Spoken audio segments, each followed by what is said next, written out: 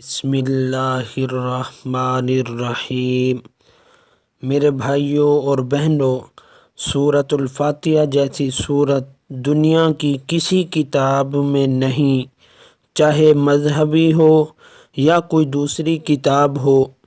اتنی پیاری، اتنی طاقت والی، اتنی خوبصورت، اتنی اثر رکھنے والی، اتنی شفا والی، حتیٰ کہ اس کا نام سورۃ الشفا بھی ہے۔ اتنی دعاؤں کو قبول کروانے والی یہ سورت کسی دنیا کی اور کتاب میں نہیں۔ یہ بڑی برکتوں والی، رحمتوں والی سورت ہے۔ کاش مسلمان اس سورت کی عظمت کو جان جاتے، اس کا ورد کرتے، اس کو پڑھتے۔ یقین مانیں دنیا جنت بن جاتی۔ میرے بھائیوں اور بہنوں، ایک وظیفہ ہمیشہ یاد رکھیے گا۔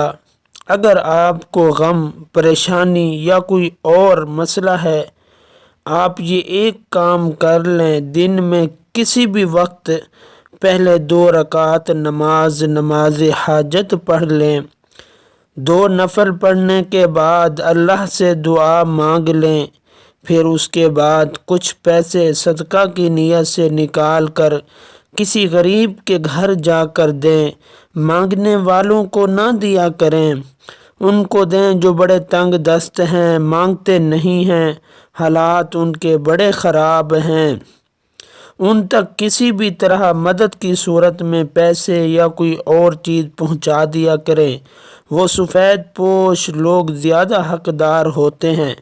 تو 2 رکعت نماز نفل پڑھنے میں کچھ صدقہ نکال لیں، اور اس کے بعد آپ سارا دن جتنا ہو سکے سورۃ الفاتحہ کی یہ آیت ایاک نعبد و ایاک نستعین، ایاک نعبد و ایاک نستعین، اے اللہ میں تیری ہی عبادت کرتا ہوں اور تجھ ہی سے مدد مانگتا ہوں۔ اس آیت کو بار بار پڑھیں اور اپنی پریشانی، اپنی دعا، اپنی حاجت کو ذہن میں رکھیں اور پڑھتے رہیں۔ یہ عمل بار بار کریں، محبت کے ساتھ، دل کے ساتھ، درد کے ساتھ، بھکاری بن کر، ضد لگا کر اللہ کو پکارنے کی طرح یہ آیت پڑھیں۔ روزانہ یہ عمل کریں، پہلے 2 رکعت نماز حاجت پڑھیں، پھر صدقہ دیں اور اس آیت کو پڑھتے رہیں سارا دن جتنا ہو سکے۔ یقین مانیں چند دن دل سے یہ آپ کر لیں، آپ کا بڑے سے بڑا مسئلہ جو سالوں سے حل نہیں ہو رہا، انشاءاللہ تعالی چند ہی دنوں میں حل ہو جائے گا۔ آپ کی وہ دعا جو لوگ کہتے ہیں پوری نہیں ہو سکتی، اس وظیفے کو جیسے ہم بتا رہے ہیں چند دن، چند ہفتے ڈٹ کر لیں، رب کعبہ کی قسم آپ اثر خود دیکھیں گے۔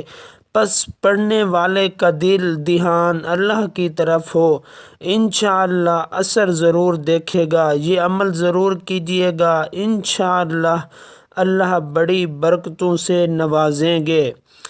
آخر میں رب کعبہ سے دعا ہے، اللہ تعالیٰ میری اور آپ کی تمام مسلمانوں کی پریشانیوں کو دور فرمائے، آمین ثم آمین۔